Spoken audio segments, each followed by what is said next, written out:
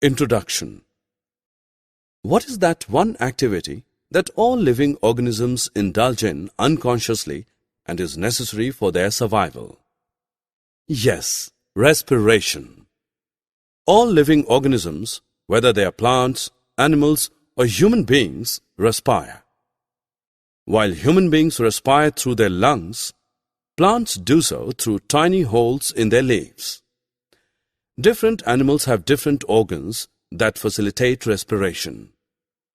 Fish breathe through their gills, frogs and earthworms through their skin, insects through their spiracles.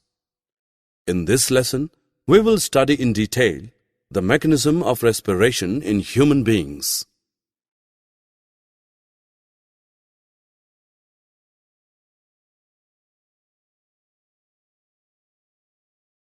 Objectives. At the end of this lesson, you will be able to differentiate between aerobic and anaerobic respiration, define pulmonary respiration, define circular respiration, describe the mechanism of breathing in humans.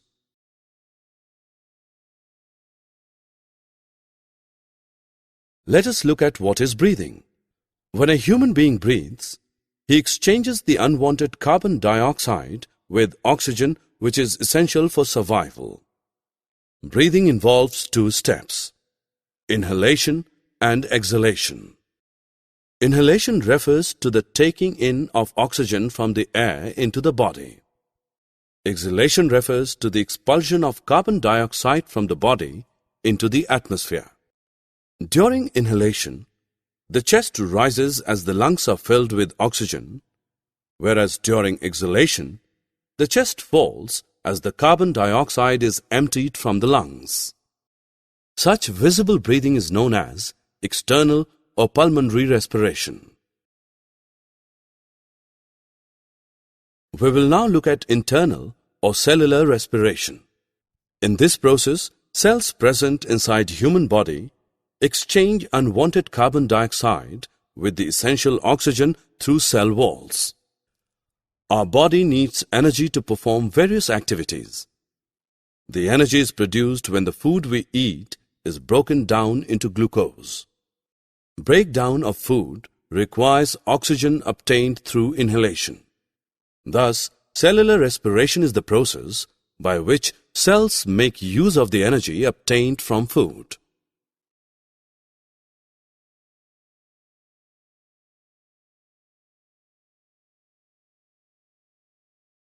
Respiration is of two types: aerobic and anaerobic. Aerobic respiration is the respiration that takes place in the presence of oxygen. In this kind of respiration, food is broken down into glucose in the presence of oxygen. Anaerobic respiration is that respiration which takes place in the absence of oxygen. This kind of respiration is found in some microorganisms, such as bacteria, that inhabit places where oxygen is missing. The energy produced in aerobic respiration is more than the energy produced in anaerobic respiration.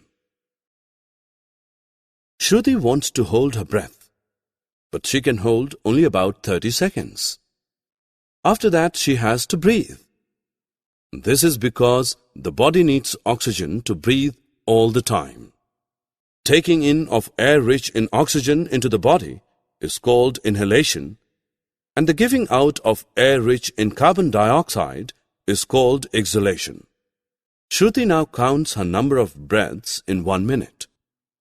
She noted that she breathes in and out 15 to 18 times per minute. However, during exercising, it can go up to 30 breaths per minute.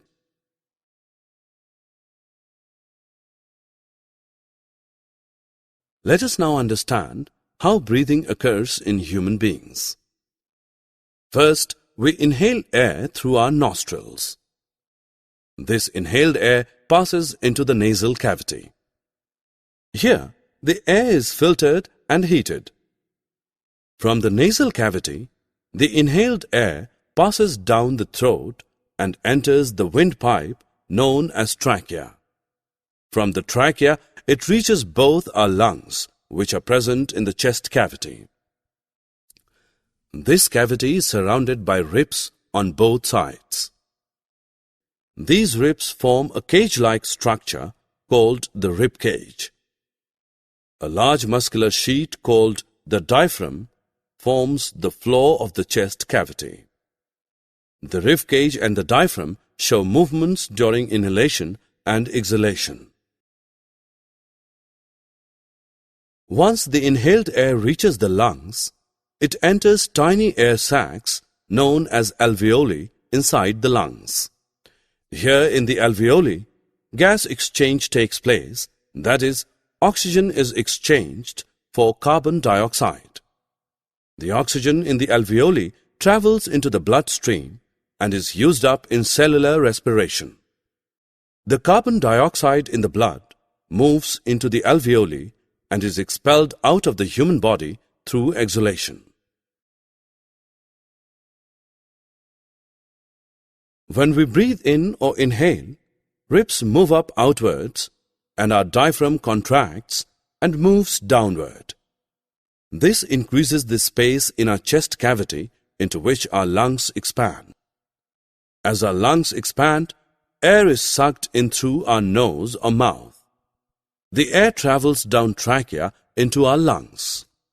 When we breathe out or exhale, our ribs move down inwards and our diaphragm relaxes and moves upward into the chest cavity. As the space in the chest cavity gets smaller, air rich in carbon dioxide is forced out of our lungs and windpipe and then out of our nose or mouth. Summary. Let us summarize what we have learned. Inhalation refers to the taking in of oxygen from the air into the body. Exhalation refers to the expulsion of carbon dioxide from the body into the atmosphere. Cellular respiration takes place when cells exchange carbon dioxide with oxygen through cell walls. Aerobic respiration takes place in the presence of oxygen. Anaerobic respiration takes place in the absence of oxygen. The windpipe is known as the trachea. A large muscular sheet called diaphragm forms the floor of the chest cavity. Alveoli are tiny air sacs inside human lungs. Oxygen is exchanged for carbon dioxide in the alveoli.